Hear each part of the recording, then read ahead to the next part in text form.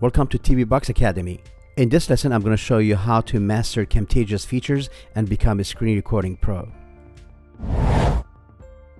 Please don't forget to like, subscribe, and hit the notification bell. Working with alpha channel. In this timeline, we have a background, a white solid background, a moving sky MPEG, and we have the sky text.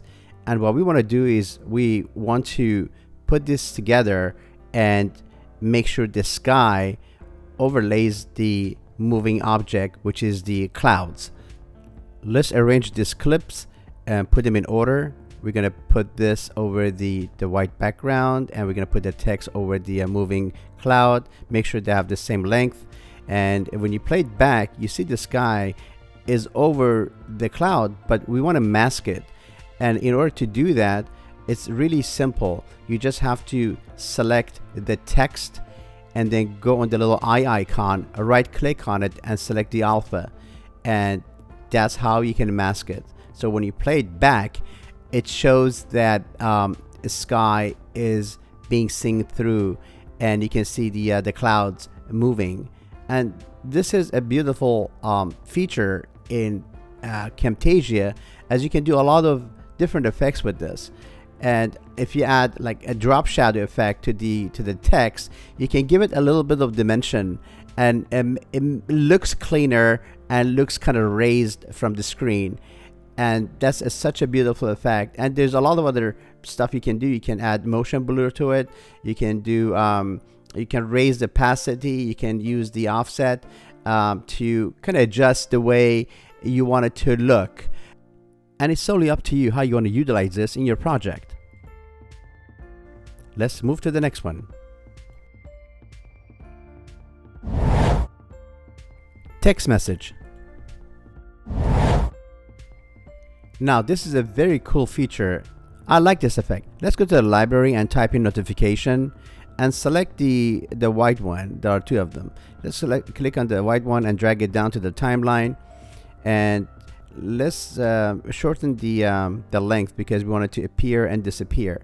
So we're gonna just leave it right there, and let's play it back and see how it looks. It doesn't do anything. It just a text message in the middle of the screen. We want to give it some motion, and in order to do that, we want to make sure that it comes from the top and then stays there, and then it goes back to where it came from.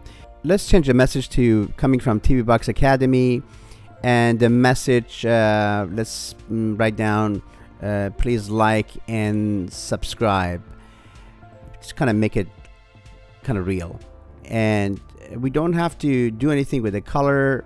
I like the white background. You don't have to do anything else. And this is how it's going to look. And let's go back to behavior here and click on the slide in, and then apply to the text message. And if you look to your right pane, you're going to see three options. We're going to go to the last one, and we're going to make sure that when the text comes in, see right now when you play it back, it goes from the left to the center, and we need to make sure that we tell the property that you need to come from the top. See, if we move it back, and see it's coming from the top, and we want it to not to slide to the right or left like the way you see it right now. We want it to come back from where it came from. So we need to go back to the out section and select top again, and then when you play it back, it comes from the top, stays, and then it goes back where it came from. You may also add more effects to it, such as motion blur, because right now if you go to your visual effect and scroll down, you're going to see this green Camtasia icon. Just drop it down. That's your motion blur. And when it comes down, it comes out with like a motion kind of effect. It makes it more real, and you can change the intensity over there on the right pane. But I think this is just about right because you don't want to make it too blurry, and I like this. Grouping your timeline. Here we have three objects on the timeline. I'm making an example of the clip we always play, like and subscribe clip. This one, it has three elements. One is the music, and it has the sound, the build sound, and the bottom line is the background. Now, if we want to make sure that these three elements are in one clip, it's really easy. Just right click on it, select them all. You have to select all three objects, because if you don't, it's not going to group. So let's kind of adjust this audio here, and just right click, Control A, and right click and select group from the list. And when you group it, it just becomes one. It kind of compiles everything to one timeline, and you can actually add this to the library, so next time you don't have to look for it and have an easier access to it. Let's give it some meaningful name. Let's name it like and subscribe, so we know exactly what we're referring to, and click OK, and it's creating the library for you.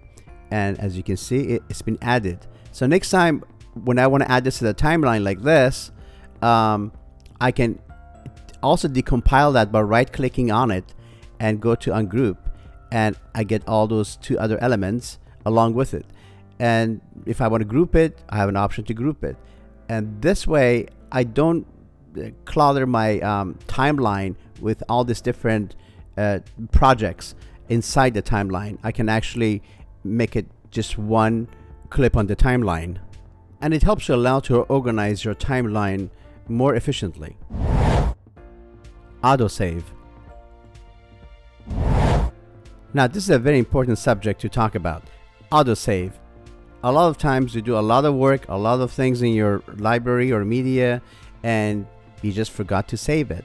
And if you don't use autosave feature, you just have to start from the scratch, and you're going to lose everything. And the best way is to practice this feature. Go to edit, go to preferences, and make sure the autosave down there is every 1 minute is checked. It's checked and it says 1 minute. Don't do every 2 minutes, don't do every 5 minutes. The less is better, 1 minute. And you can do a lot of other adjustments here. You can do the default value for every option here, and make sure that your Camtasia runs smoothly. Make sure you pointing to the correct folder for your temporary files. Your short key assignment is right here, and over here you have to just go through every option here to make sure it goes with your project. Just remember, every project is not the same, and every project has a different screen resolution and dimension. You want to make sure either you're doing 4K or you're doing 1080 or 720. Now let's head to the next one. Laptop UI effect. This is a very interesting element. You can actually create a UI effect for a laptop. Just go to library and click on the search section and type in laptop. Select the laptop element, drag it down over your background, and here you can adjust the timeline, and also you can adjust the size of the UI you have. Just click on it and kind of drag it. And let's go to the media section and grab a clip. We're going to use the same cloud clip. We want to insert this cloud inside the laptop UI. Just drag it, hold it for a few seconds, and then select the rip or replace and click on it. That's it. When you play it back, the cloud, the moving cloud, is playing inside the laptop UI. Let's play it back, and that's how you can insert any object, like screen recording or any clip that you want it to resemble the laptop screen. Now if you go here and give it a little bit of drop shadow, it kind of gives the laptop edge a little realism. You can play with the opacity and offset and the size of it, and kind of click Yep, that's good. It gives you the nice thick blur shadow, and this is how you can use this effect in your project.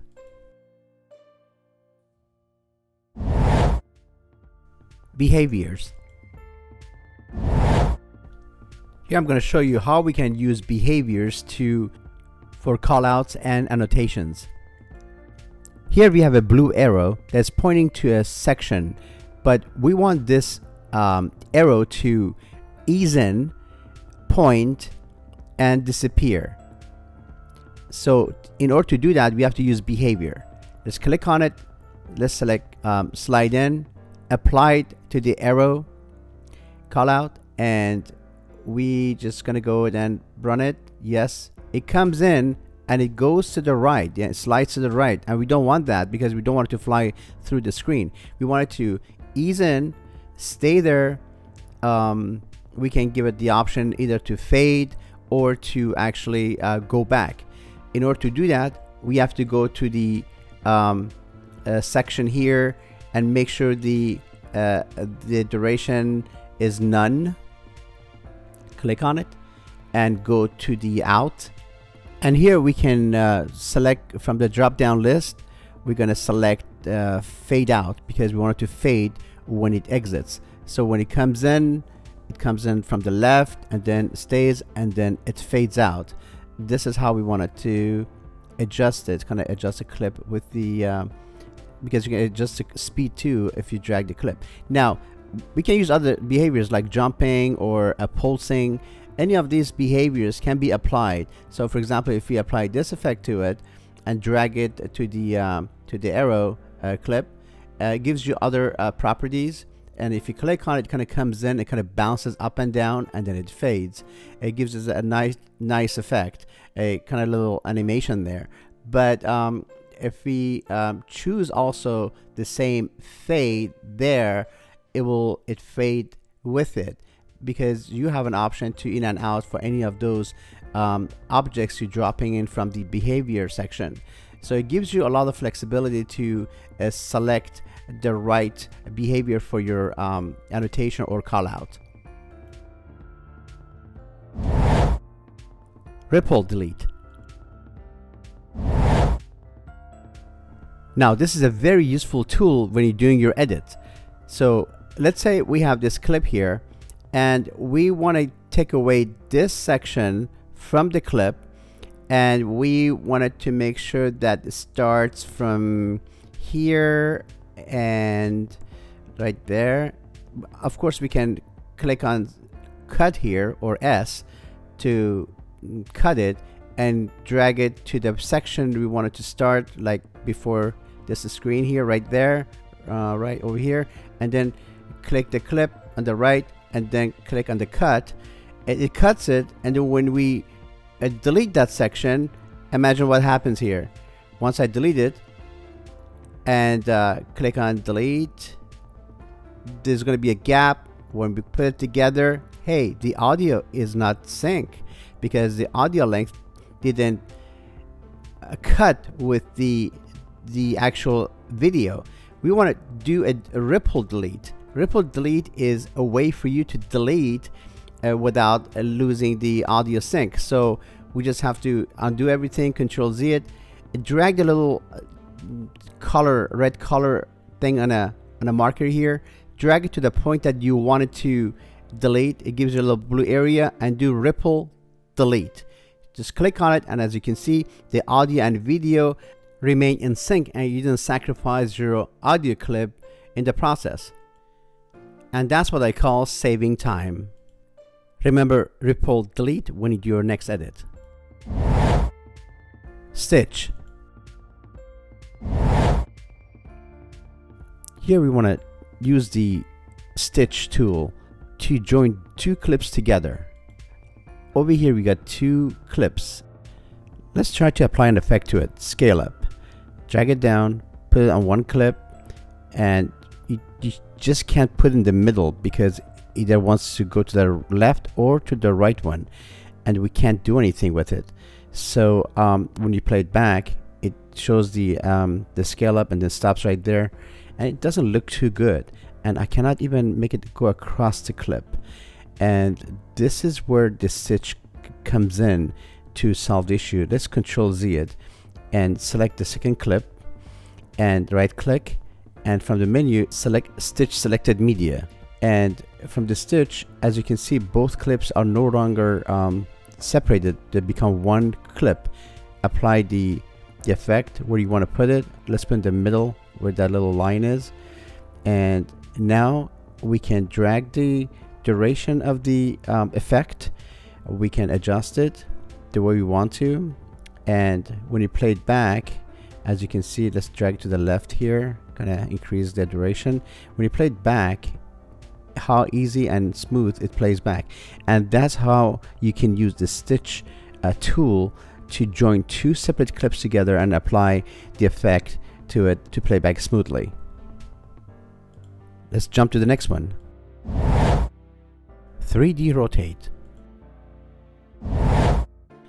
In this project, we're trying to create a 3D rotation of the screen here. So we got two clips on the timeline. One of them is the background, as you can see here. And if we just grab the top layer, we can only like pull the corners, and it doesn't give you the 3D effect. And we want to be able to give it some kind of dimension. And in order to do that, let me Control Z this. We're going to do Control Shift, and we need to select the top layer in order to make the effect work. So select the top layer, Control Shift, and drag the screen now. As you can see, it gives you more dimensional look. You can even turn the page, and this is nice. And all we have to do is play with the scale on the right pane on the right hand side and give it a little drop shadow effect to give it a little shadow. It makes it more real, like this, kind of increase opacity, offset, and kind of give it a little blur here. As you can see, we got a little thickness to the edge, and when you turn it around, it gives you like this nice, beautiful 3D-dimensional effect. And if you pull the corner, it gives you this askew look that you can even shrink it down. Do whatever you want to do with this thing. This is amazing when it comes to doing animation with 3D effect. And if you pull it, if you use the scale here, and if you you can play with the opacity here and make it transparent. There are your controls over there for YZ angles. That does the same, just like dragging it. And pull the top, kind of make it stick out of the page there. I would say this is just about right. And this is how you can pull it off.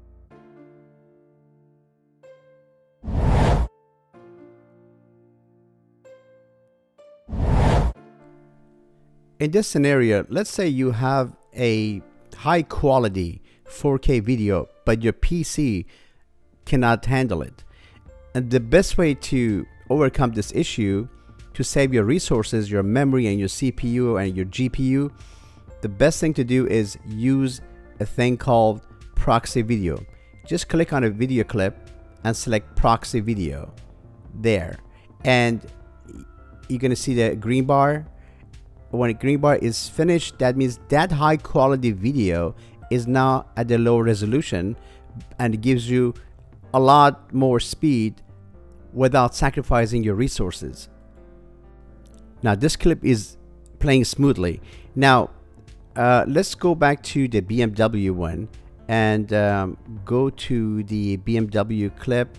It's a long video clip here, and it takes longer to create a proxy. Just click on Create Proxy, and unlike the cloud video that took a little bit to process, this may take a while to process.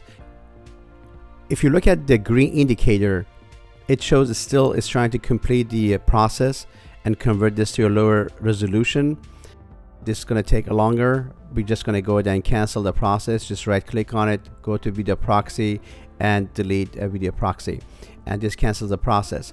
I just want to show you how it's been done. And then if you look to your clip here, you can see yellow circle. That means that video has proxy, and now we can delete it and the yellow circle is gone. And this wraps up our today's lesson. Thank you for watching.